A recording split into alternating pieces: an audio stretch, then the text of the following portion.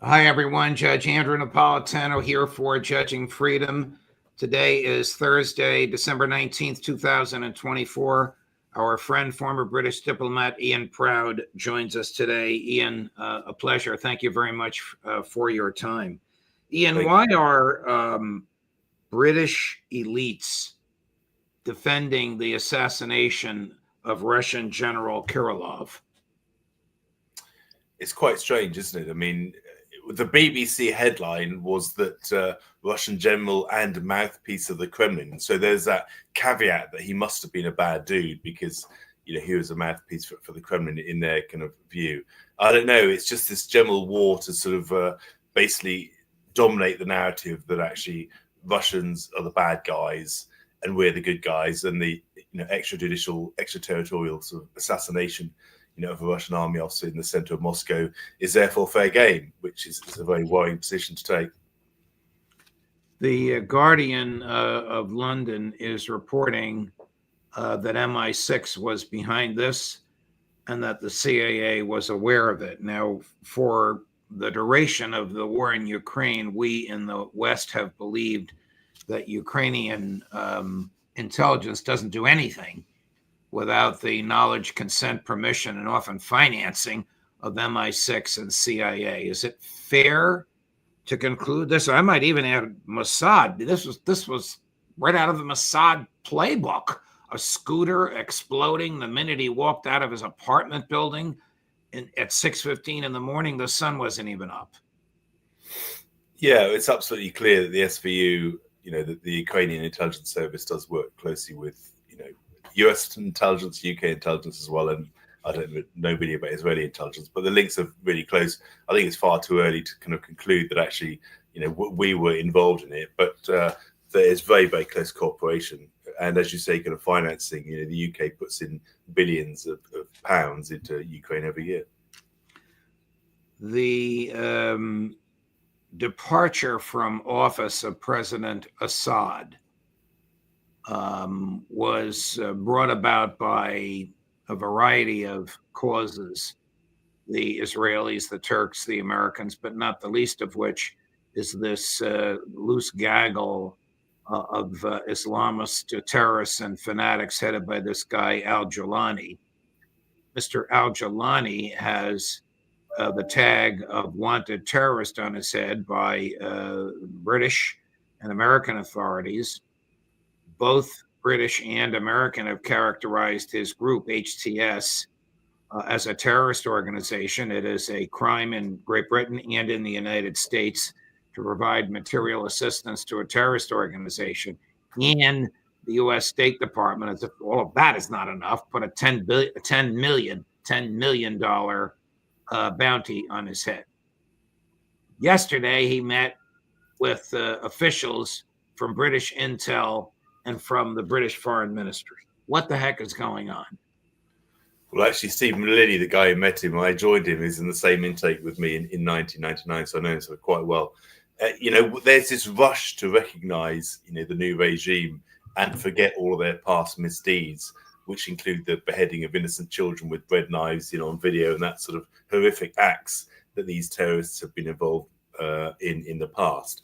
And we're so glad that Assad has gone because we hated Assad, the dictator, that we're almost delighted that people with affiliations to Al-Qaeda and terrorist groups, are in charge now instead of Assad, which is quite a bizarre state of affairs, quite frankly. But the UK is not the only government to have done that. Other European countries have also done the same, rushing to recognise, and as part of that as well, also kind of completely changing their immigration policy to say that, well, Syrians can no longer claim asylum in the UK.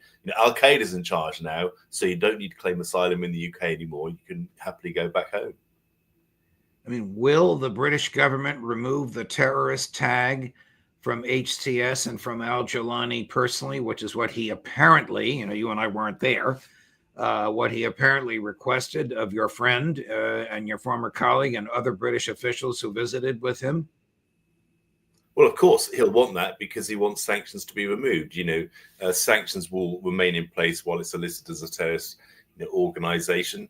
and sanctions removal won't be possible without that easing. So he obviously wants that. There's been this hasty rebranding of him. He put on a suit yesterday and had this kind of really informal interview with BBC News to show just what a reformed and liberal sort of a guy that he was now, which is in itself quite a bizarre moment. But absolutely, he'll want that. If you listen to the BBC and to CNN, this guy went from being Osama bin Laden to Thomas Jefferson in a couple of hours. I mean, I can understand why they're trying to do this, but is it credible? I wonder if the British government isn't concerned about some sort of retaliation. I mean, when you assassinate somebody, why do you rejoice in it and almost acknowledge your complicity? Are we talking about the Moscow assassination? Yes. Again now. Well, the Russians always retaliate. And in fact, Dmitry Medvedev, the former president and prime minister of Russia, chaired a National Security Council meeting in Russia, just yesterday on the back of the assassination happening. And he said everybody responsible has to be hunted down and, and retribution sort of meted out to them. And we know what that means. So if there's any evidence of UK involvement, then the Russians will absolutely seek to retaliate in some way, as they always do. Yes. Here's President Putin earlier today had that 3.5-hour annual end of the year press conference, which was quite remarkable. I watched parts of it. But here he is calling the murder of General Kirillov a terror attack, cut number 8. Yes, the assassination of the general. You said that an attempt at assassination, and I am thankful to you for this, because you have acknowledged indirectly that this is a terrorist attack. Why? Because this is a murder committed by means that are dangerous to others. Kiev has conducted such terrorist acts and crimes against many citizens of the Russian Federation. I guess we should expect some kind of retaliation, and it might reach London. I mean, who knows? I mean, this was not only a person close to President Putin, this was a scientist who became a general. The flip side of this is, I know you're not a military person, you're a diplomat. What conceivable military benefit was served by killing him? Well, there's no obvious military benefit. People are, talking about his role in pushing on investigations around bio labs in eastern Ukraine, and that link to kind of Biden and all the rest of it that we all know about.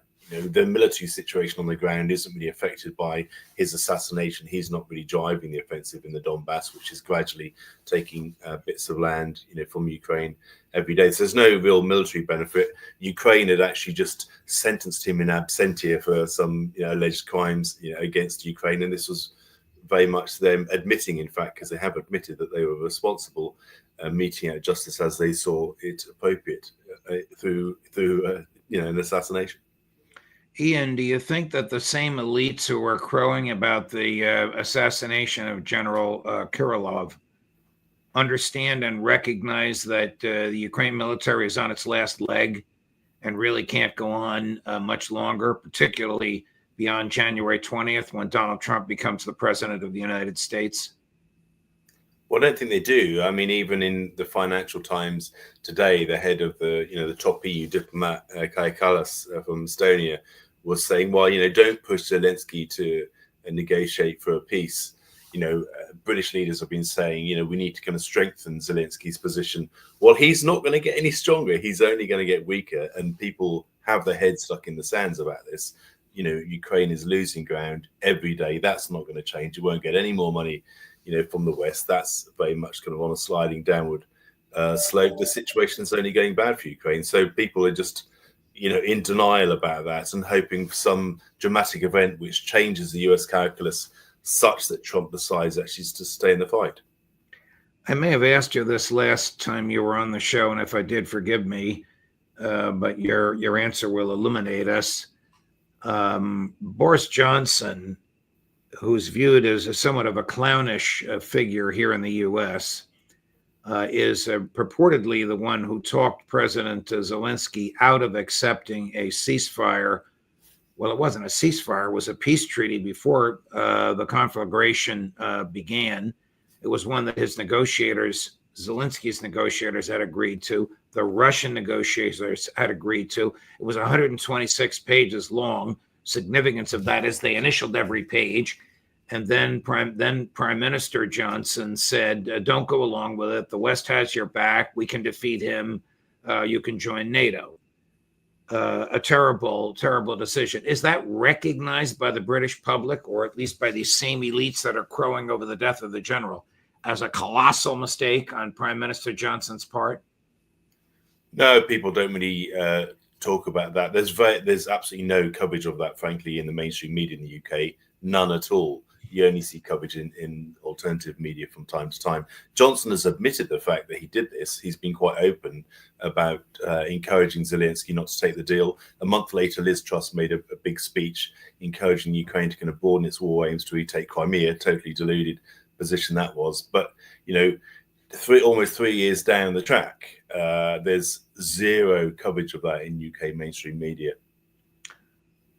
Does NATO generally believe, and by NATO I mean, again, the elites, the EU elites who are the head of government and the head of foreign ministries in NATO countries, do they regard Russia today in 2024 as the same way their predecessors regarded the old Soviet Union before it collapsed in 1989?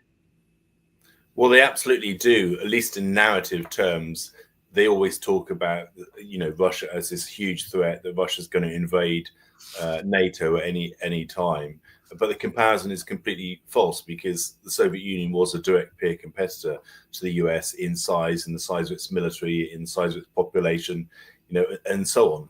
You know, Russia is, 24 times smaller, than NATO countries in economic terms, 7 times smaller in population terms, many times smaller in military terms, and so on. There is no comparison, and it's actually really cynical to suggest and to liken Russia to the Soviet Union, which was a direct conventional military threat to NATO in the way that Russia isn't and has never been. The new head of NATO probably is going to have some sort of a problem with the new president of the United States, is he not?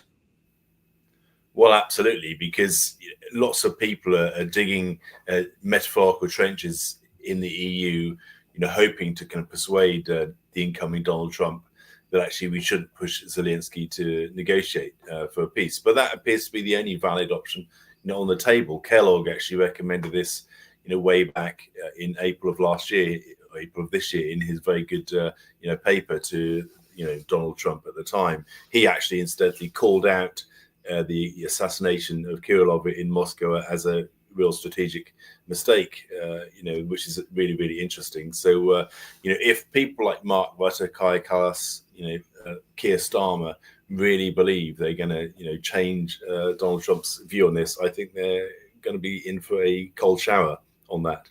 A cold shower indeed.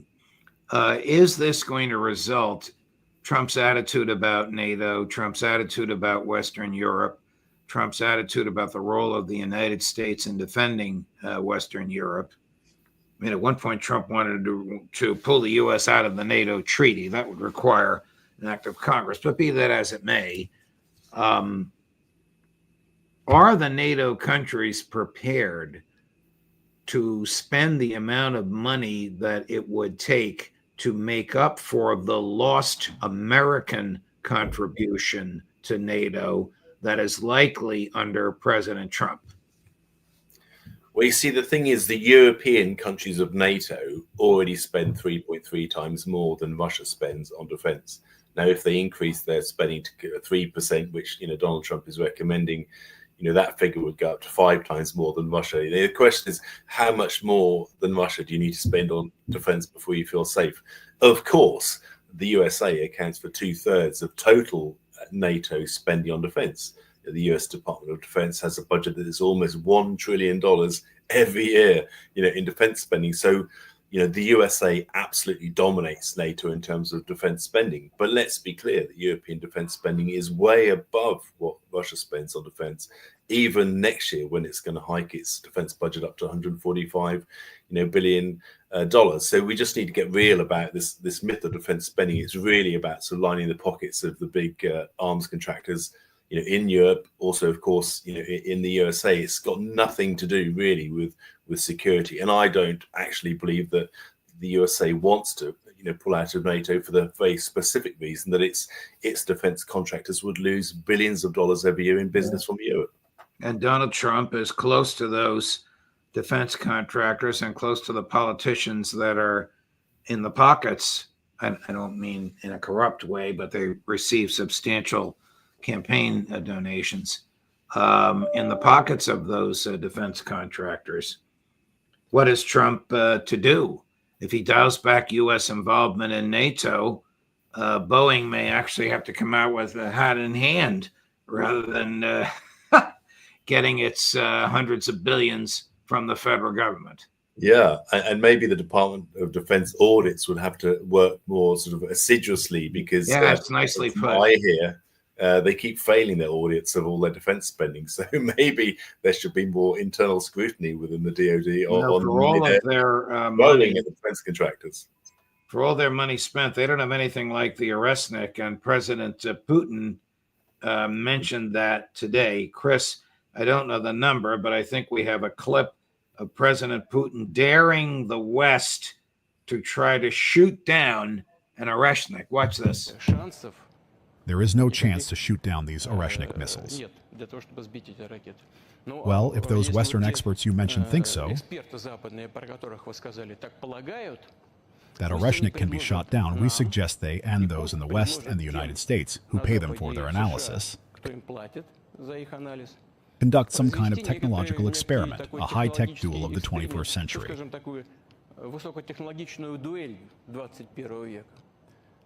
Let them name some object, let's say in Kiev, concentrate all their air defense and missile defense forces there, and we will hit it with Oreshnik and see what happens. We are ready for such an experiment. Is the other side ready?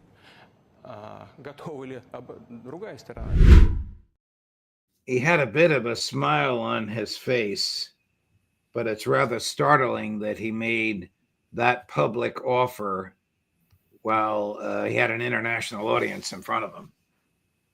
Yeah, well, that's classic Putin. That is absolutely classic Putin. A, he's playing to his domestic audience by showing that he's a tough guy. B, he's deliberately kind of taunting the West, knowing that they won't actually stand up to meet his kind of offer, which again plays to the Russian domestic audience, makes him look, even stronger. And he's provoking a really kind of fanatical reaction from the mainstream media in the West, which are calling him out as insane and deranged and all those things, which also plays to his narrative and boosts his domestic popularity. So that is absolutely classic Putin right there. And that's why he had a wry smile on his face.